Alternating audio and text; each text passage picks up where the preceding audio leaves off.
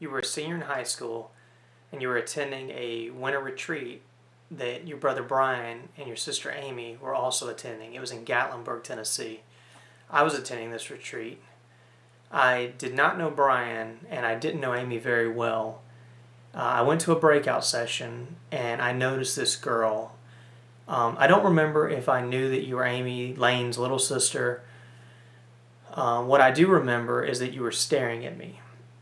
You say you don't recall this, but I remember this vividly.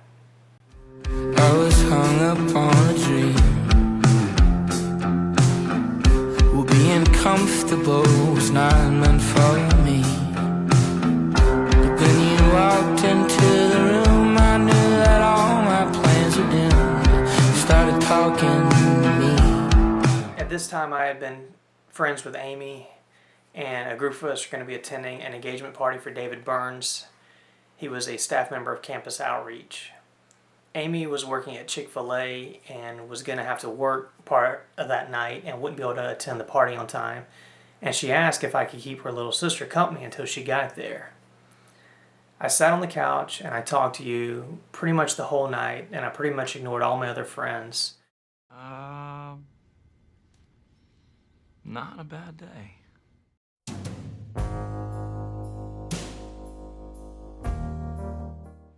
I spent my summer of '95 in Panama City on Beach Project.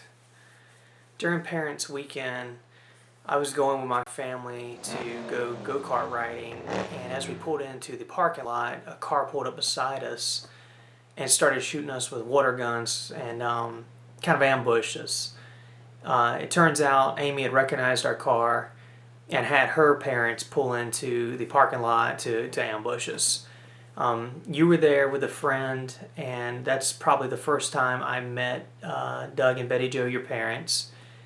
The Lanes stayed and watched me and my brother race go-karts for a few minutes, and then after that, we all went our separate ways. But it was the first time I met your parents. After Beach Project, I left, and the plan was to follow Amy through Warner Robins and have dinner with the parents before heading back home to Crawford. When I got there, I remember you excitedly ran up to your sister and held up your arm and kind of just blurted out, "I got the lead out." I didn't know what this meant, but I guess you had a minor surgery to remove some pencil lead that had been lodged in your arm for a while. But I did find this to be kind of a funny and odd thing to say first time you see somebody in a while. I went to dinner, and then after that I hung out with the Lanes, and then your dad gave me directions to get from Warner Robins to Crawford. This is before GPS and cell phones, so I really had no idea. And I just recall one of the roads or breadcrumbs he said to look for was some road with a funny name, and I think it was something like P.O. No, which I still chuckle at. But anyway, but I made it home. But that was hanging out with your parents. I'm diving deeper, deeper for you. Down to the bottom, 2,000 emerald. In the fall of 1995, you followed Brian and Amy to West Georgia College. Later that year in December, we once again attended the winter retreat in Gatlinburg. A friend of mine and I joined you and your roommate Amanda. We all went ice skating during a downtime. We were probably the first ones in line waiting for the ice rink to open, and it was a good chance for us to kind of hang out in line and just talk. Once the rink opened, I was one of the first ones to get my skates and one of the first ones on the ice. Months before, I had learned how to hockey skate, so I thought I would just jump right out there and show off my moves. As soon as I got into the corner with a little bit of speed, I started to do a hockey stop. Totally bit it, fell on my rear, and you guys didn't laugh at me too bad. Now, this first move coming up is a triple twist Lutz. It's very crucial to it. Oh! Well, that's too bad. That'll cost him the gold. Later on, during winter retreat, I noticed you and Brian and Amy in the back of a room kneeling down and praying. I wasn't sure what was going on, but I remember this, and it was a few months later that I found out that your parents had divorced. For the summer of '96, I stayed at school to take some classes. The dorm was closed, so I moved into an apartment with my roommate Justin. The same summer, 10 to 15 campus outreach type friends stayed at school, and you were one of those. We had a weekly Bible study that you and I attended. Also, during '96, the Olympics were happening, and they were in Atlanta, so we found ourselves getting together on the weekends, the whole group, just kind of watching the Olympics and rooting for the U.S. We also, you and I, found ourselves spending more and more time together, and this is when our friendship really started to blossom. One evening, my brother came up to visit, and he and I were going to go to a Chuck E. Cheese type place. You came by the apartment, and I invited you to go along with us. So maybe this was like our first unofficial date. I ended up asking you to homecoming. I don't remember the exact details of this, but it would have been late September of '96, just before the new school year was starting. Around that same time, Justin and I had new neighbors move in across from our apartment. 3 girls that were involved with the BSU, the Baptist Student Union. Over the next few weeks, I became friends with the neighbors and started hanging out with one of the girls in particular. I invited the neighbors to one of my flag football games. We rode together over, and they watched the game. I had one of my best games ever. I had 3 interceptions in the first half. After the game, hopped in their car, riding back to the apartment. In the parking lot, I saw you. I probably hadn't talked to you or even seen you during the game or after the game before, but I remember seeing you walk in the parking lot, and you looked really sad, maybe mad. It was way later, maybe years later, you admitted as to why you were looking so sad/mad. A few days or maybe weeks later, I started dating one of the neighbors. So here's where things get a little weird. I had asked you to homecoming, but now I had a girlfriend. So do I go to homecoming with you even though I have a girlfriend, or do I kind of renege on my let's go to homecoming offer to you and go with my now new girlfriend? Two queens on casino night. I am going to drop a deuce on everybody. I talked to several very close friends and sought out just some advice as to how I should handle the situation.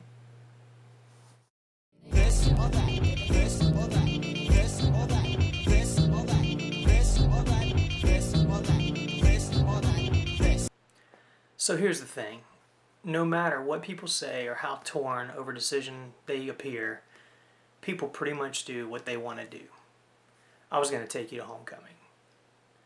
I explained to my girlfriend that I was going to take you as friends since I'd asked you before she and I began dating, and I took you to homecoming. And then, hard to imagine, but a few weeks later, my girlfriend and I broke up. Missed the last train home. Early in '97, a friend I'd met on Beach Project was visiting our campus, visiting some friends, and one evening she came over and we hung out. It's a girl that I had dated a few times over the past couple of years, so we were pretty good friends. But while we were hanging out, it came to light that she had been lying to me about some things, and the evening ended with me just pretty frustrated. The next day, I was looking to vent. I went to your dorm room. You weren't there, but your roommate said you were in the laundry. So I found you in the laundry. While you waited and did your laundry, for what seemed like hours, I just explained the situation and just poured it out there.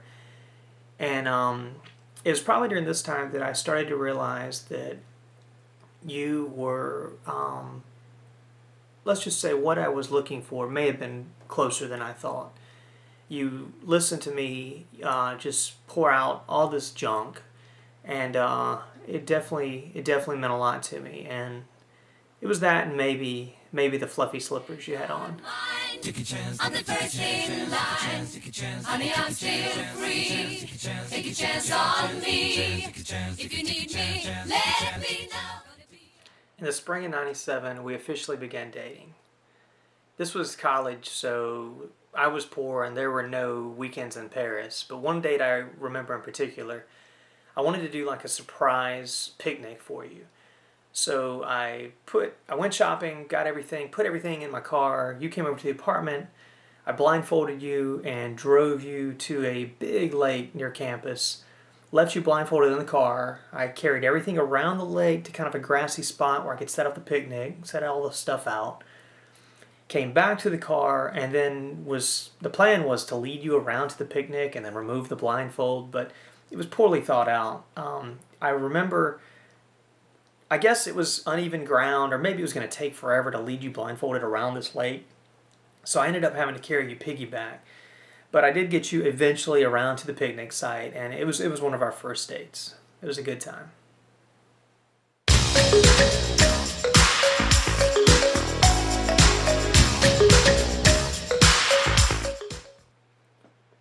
During the summer of '97, you attended Summer Beach Project in Panama City. I stayed back at West Georgia and took some classes, and I also looked for an intern type position to get some experience in my major.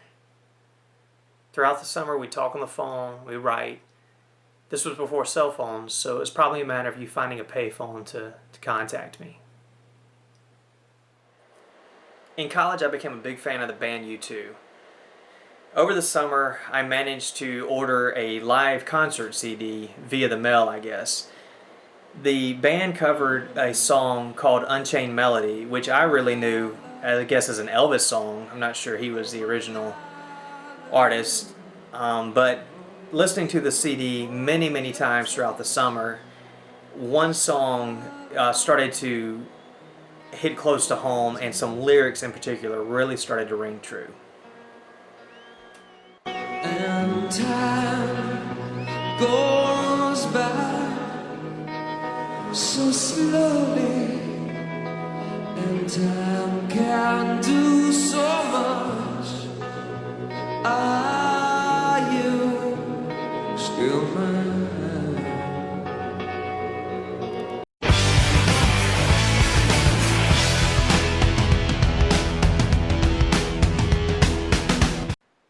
A group of friends from West Georgia headed down to Panama City to visit, and I headed down with them to visit you.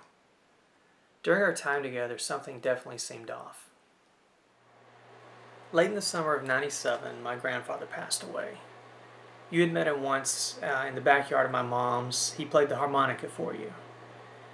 Over a very brief period, a few days probably, I went from losing my grandfather, attending his funeral, and then going back to school and completing final exams, and then heading to Warner Robins to visit you after you returned back from Beach Project.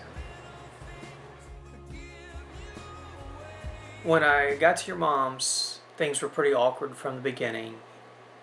Amy and Jeff had just gotten engaged, or maybe they were engaged to be engaged, but Amy was at home and in the early stages of planning a wedding and letting her friends know. Also, some friends of yours and hers had come to your mom's and were there. So when I got there, I very much felt detached from you, and it was very much like I was a fifth or sixth wheel. Who saw you this anger? I suspect it was your friend. Or was it a stranger convincing you that this was the end? In the fall of '97, I returned to school. One day I went to play Frisbee. On the way back to my car afterwards, a close female friend stopped me and asked me what I thought about what had happened at Beach Project. So real quick, a quick break. I'm watching back the video, trying to get it right, and this is like the worst part of the video. You know, recording it, writing it, whatever. Spoiler alert: the guy gets the girl gets the guy, however you want to say it. But won't be long. We'll be back into the good parts. I had no clue what she was talking about, so she explained, well, while you were there, you had people very close to you telling you that it was wrong to date me or to date, but all the while they were trying to get you together with another guy at Project. I was not happy. Confused, hurt, and angry, I went back to my apartment and I called you at your mom's. Even if we both break down tonight, and you say you hate me, and we go to bed angry, I know everything will be alright. I'll be here waiting, I promise I'm changing. I just need a little time to show you I'm worth it. I know that I can. For the next several months, we worked hard to figure out our relationship. It involved a lot of late night talks. In '97, we went to homecoming together, but you didn't really want to be there with me. A few weeks later, maybe sometime later, it seemed like it was right before we were at a fork and we were going to figure out this thing's going one of two ways. So it feels like it was right there at that point. But we were on front campus sitting in my car late night, and you explained that you still had so many people, so many close people telling you it was wrong to date me. So I didn't lobby on behalf of myself or on behalf of us, but instead I simply asked you to pray to God for guidance. This was very tough for me because I wondered, how could God be telling me something so clearly, all the while telling you or maybe others something else? So that was not easy. Only know you love her when you let her go. And you let her go. Even though we were on this break, I kind of hung around, maybe like a dog or whatever. But eventually, not too long thereafter that talk, you let me know that you had come to the point where it was okay for us to date or continue dating. So.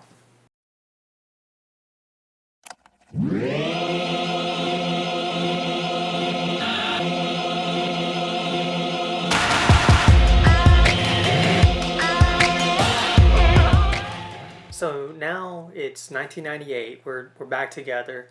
This is the part where, if it were a movie, there'd be a big montage with music behind it. A lot of scenes of us going out to eat, going to movies, just having a good time, going shopping together. So we definitely had a good time. Got into kind of that stage of the relationship. Got past all the other stuff. You traveled to Crawford.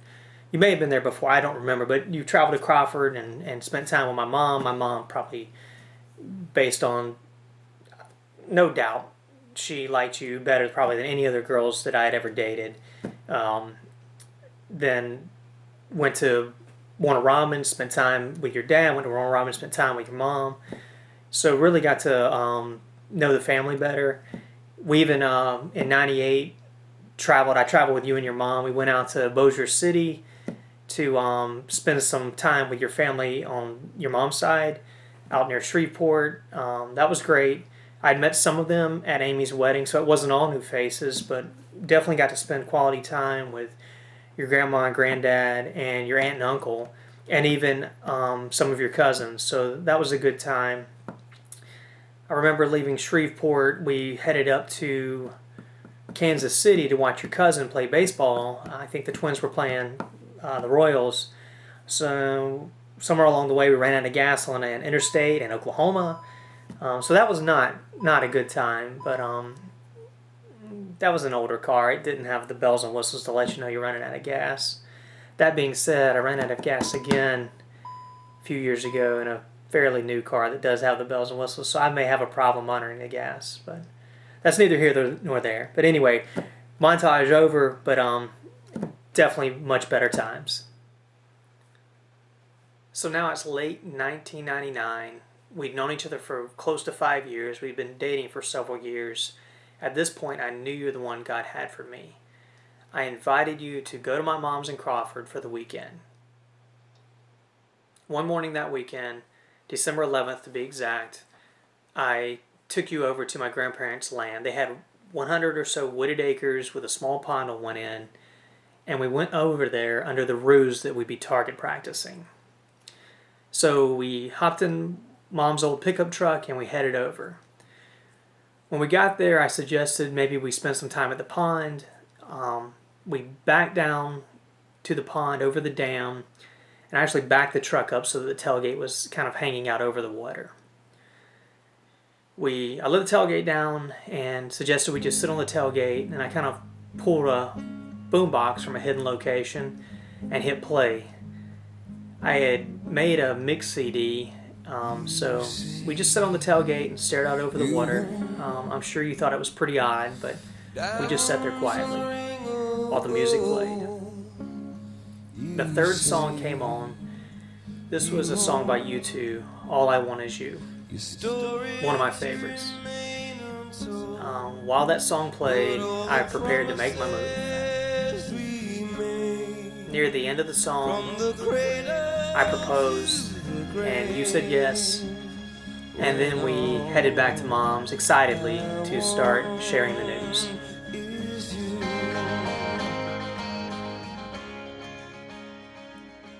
Over the next few months, we started to plan the wedding.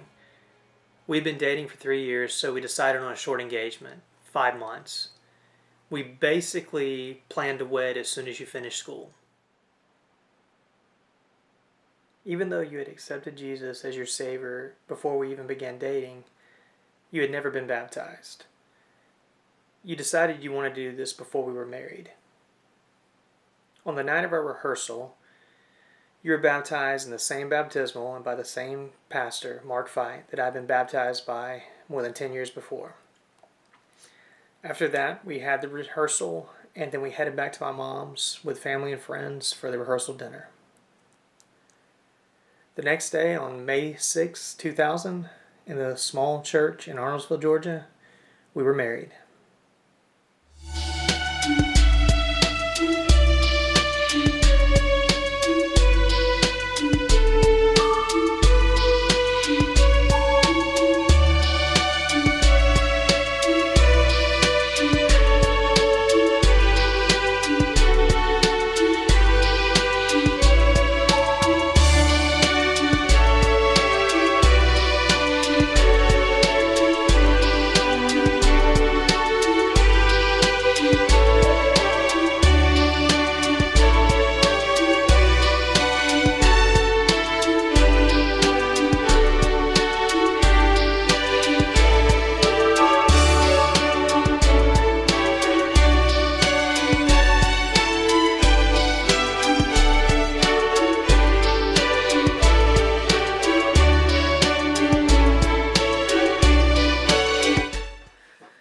So after the service, we went to the church's Family Life Center. We took some photos, we had some cake, and we had a reception line where we met family and friends. I was watching Duck Dynasty, a favorite show of ours, recently, and it was an episode where Jace and Missy were kind of having to take dancing classes to, I guess, attend their son's wedding. And they were reminiscing, sitting on the couch reminiscing, and they were basically talking about how they didn't dance at their wedding, and Jace kind of laughs and says, yeah, I was in a hurry. That kind of got me to thinking, we didn't dance at our wedding.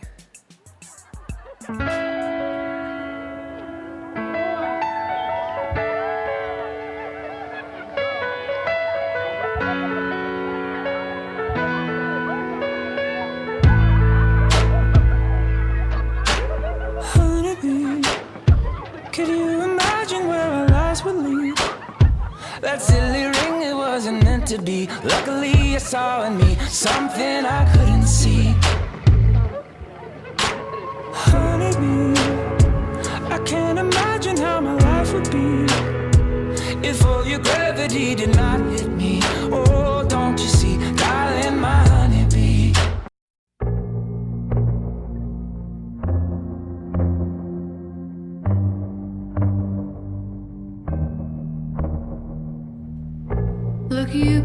So we headed to Callaway Garden to spend one night in a cabin. I thought this was neat because my parents had stayed at Callaway Garden for their honeymoon years before.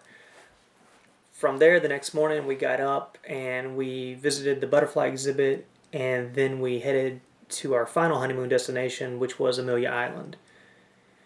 We stayed at the 1735 house in the Scott Suite right on the beach. It was nice because they provided breakfast at your door, and it was just, it's a place that since then you and I have visited many, many times. While we were there, one day we ventured out to the local theater to see a movie together.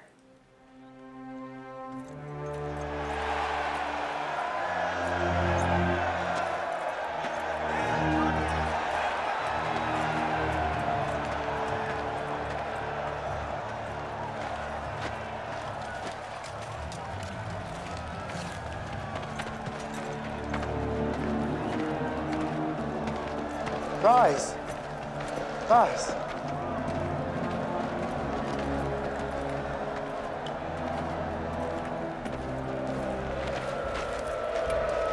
Your fame is well-deserved, Spaniard. I don't think there's ever been a gladiator to match you. As for this young man, he insists you are Hector reborn. Was it Hercules? Why doesn't the hero reveal himself and tell us all your real name? You do have a name. My name is Gladiator. How dare you show your back to me? Slave! You will remove your helmet and tell me your name.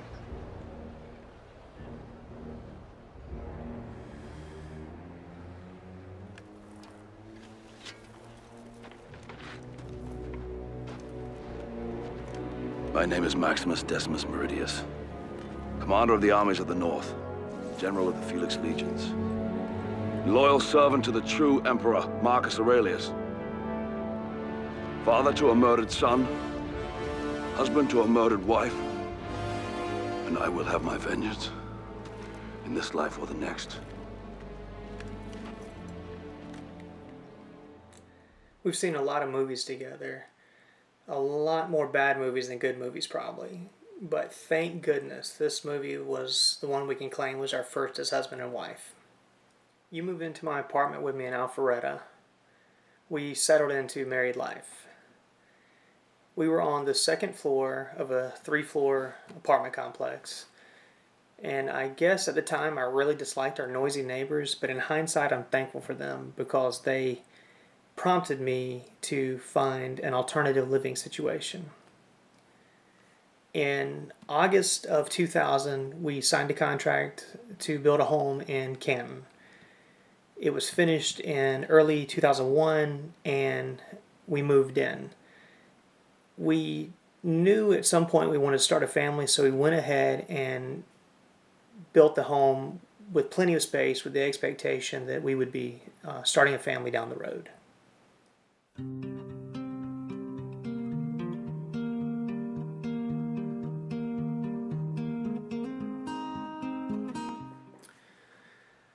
You and I love animals, and we especially love dogs. So shortly after we moved into the house, we got a golden retriever puppy. We named him Maximus after our favorite movie character at the time. We called him Max for short. Shortly after Max's first birthday, he began having seizures. We had him treated, took him to the vet, had him put on medication, but over time, the seizures became more and more frequent to the point that Max wouldn't be able to continue living that way. In October of 2002, we had Max put down, and you and I took his body over to my grandparents' land, and we buried him just a few hundred feet from where I had proposed.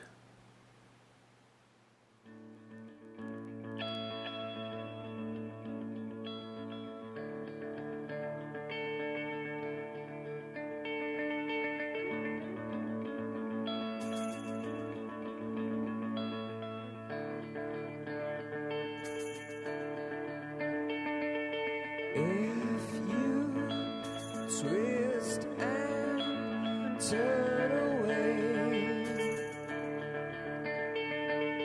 if you tear yourself into again.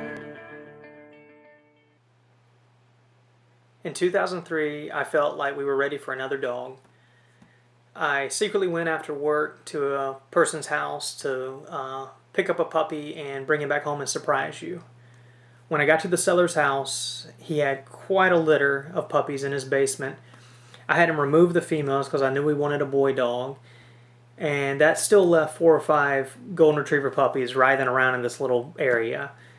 I saw one that looked pretty happy and healthy, and he had a big red smear of Georgia clay on his nose. So as the dogs are writhing around, I was able to keep my eye on that one. And then I told the owner, I said, I guess I'll take old Dirty Nose. I brought him home and surprised you, and he was an instant hit. And he was a very good dog. He was funny, had a interesting personality quirk where he loved socks. He was always getting into stuff, especially socks. New socks, old socks, didn't matter. My socks, friends' socks, mom's socks, whoever came, he loved socks. And he loved them so much we even kind of jokingly called him a sock hound.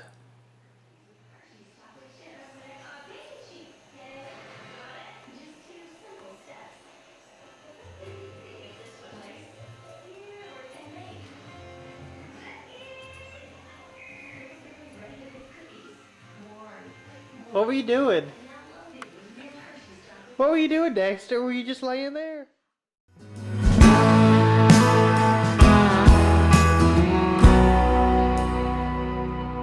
You can hold my hand when you need. By this point, we felt like we were ready for children. Maybe we've been ready for children for a little while now. God's plan, on the other hand, had us waiting another 3 years until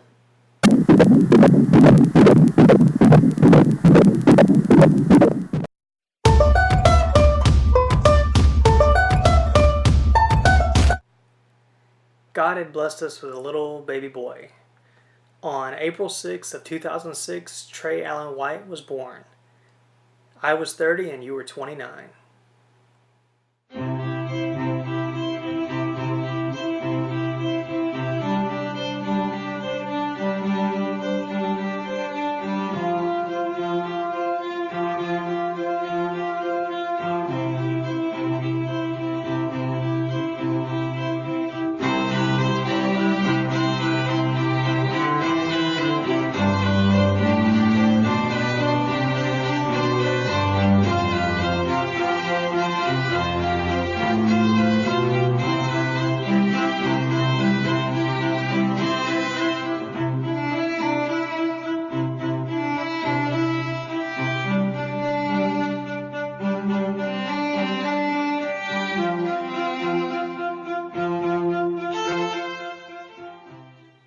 When Trey was 3 and Dax was 6, Dax's health began to decline.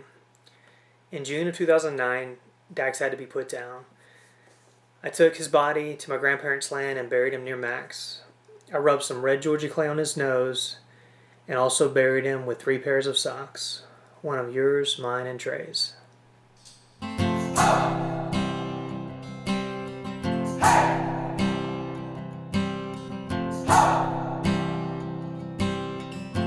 So we wanted a little brother or sister for Trey, but similar to with Trey, our timing and God's timing did not align. You know the details around Eden and how God's timing was perfect. On December 14th, 2010, Eden Lily White was born. It's a girl!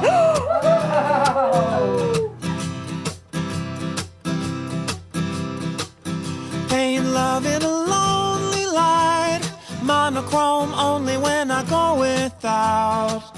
God light in the soul. Hello, sweet girl.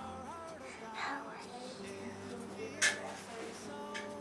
You seem so happy. Just looking around. Just looking around, aren't ya? You just taking it all in? Love current 10,000 volts, heavy wind bending up the weather vane. It felt so good I had trouble letting go. Early in 2011, just after Eden was born, I surprised you and the family with another puppy. Zeus came to live with us and he was well received.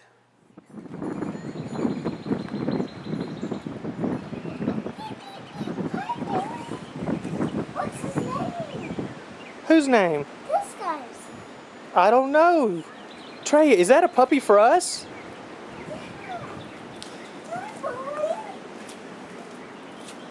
Hey, I wanna name it. You may have to name him. That's our new puppy. Oh. Let's call you Mr. Handsome. Mr. Handsome sounds good. That's our new puppy, Trey. Mama doesn't know. You wanna go show her? Yeah. Let's come here. Oh my goodness. Did you know about that?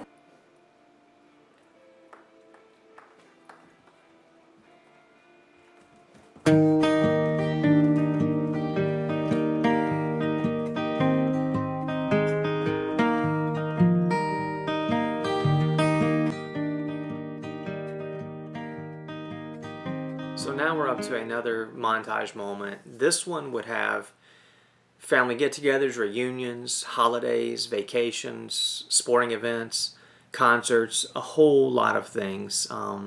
We do a lot together as a family. I love our family. Recently, I had to travel for a week to New Jersey. As I'm saying my goodbyes, heading out, kind of in the garage, I put on a brave face, but it hurts me so bad to have to leave you guys. I don't want to leave. I pretty much start counting down the days until I get to be back with you guys. And that is really a testament to the home you keep. I want to be there. When I am away, I think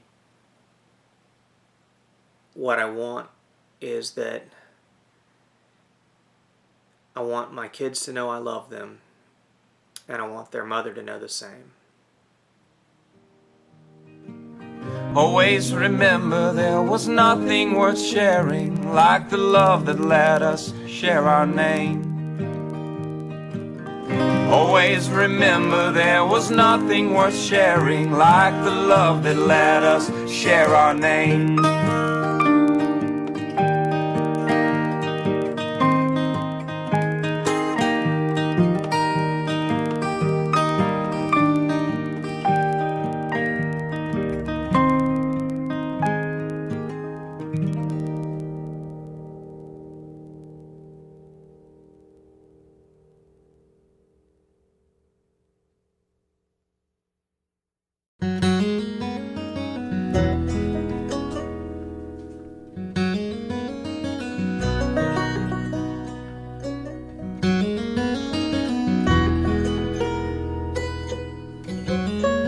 The day that I give you this video, we'll have been married for 20 years.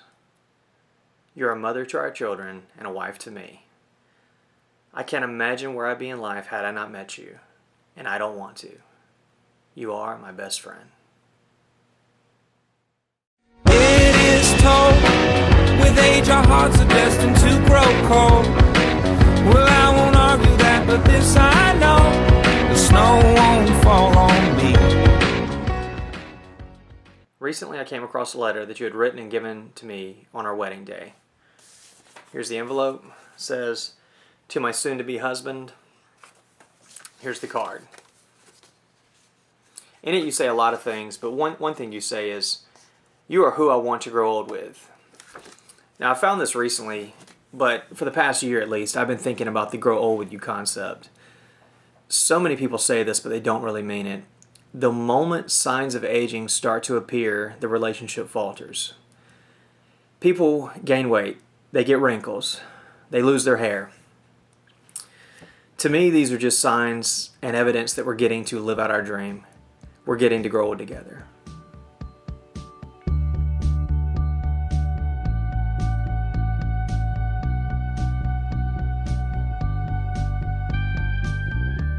I love you for the woman you are and the woman you're becoming. I'm thankful to God for bringing us together and keeping us together. I am not a lot of things, but what I am is a man in love writing you a video letter. Will you take it? Will you keep it? Will you watch it? Believe it? I love you. Happy 20th anniversary.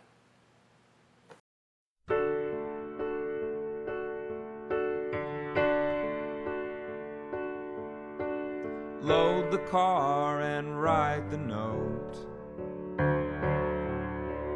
Grab your bag and grab your coat. Tell the ones that need to know we are headed north. 1 foot in and 1 foot back. But it don't pay to live like that. So I cut the ties and I jump the tracks for never to return. Oh, Brooklyn, Brooklyn, take me in. Are you aware of the shape I'm in? My hands, they shake, my head, it spins. Oh, Brooklyn, Brooklyn, take me in.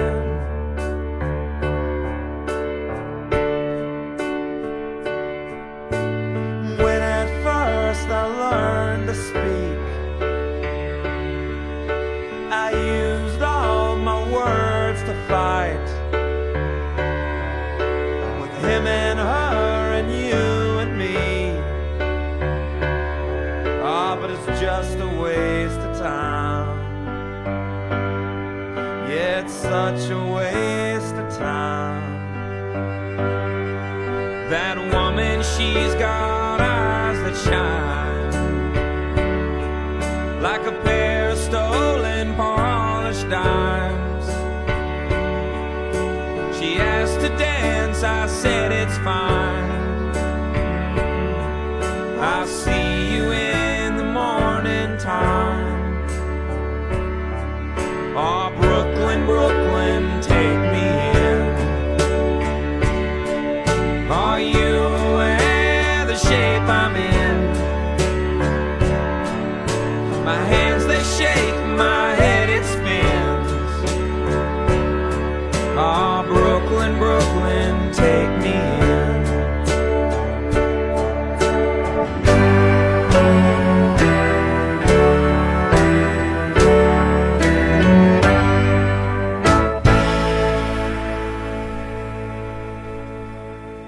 3 words that became hard to say.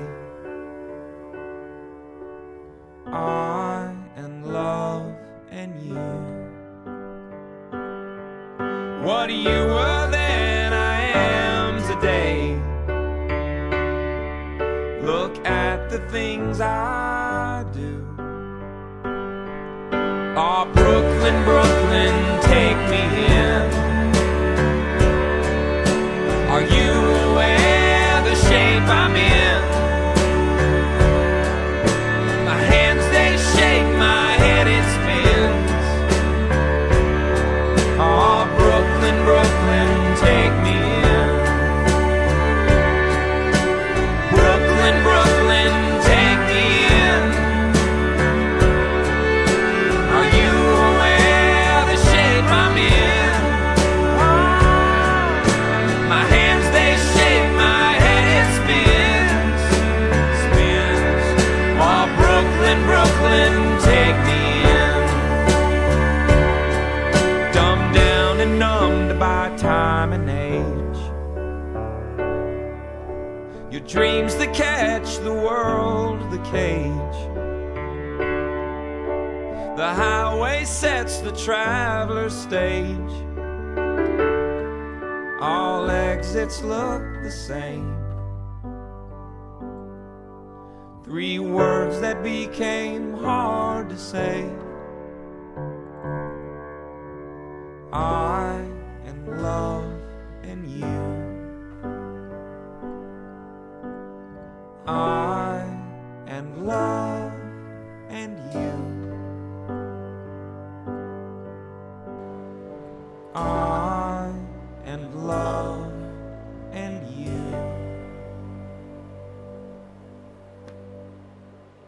Happy anniversary.